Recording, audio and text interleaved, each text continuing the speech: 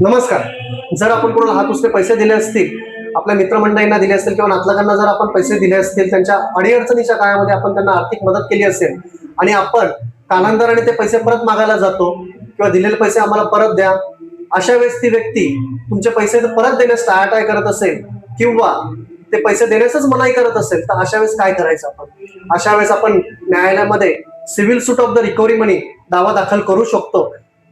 धन्यवाद मित्रांनो, जर आपण माझे हे व्हिडिओ युट्यूबला जर बघत असाल तर माझ्या ॲडव्होकेट महेश वंश या चॅनलला सबस्क्राईब करा.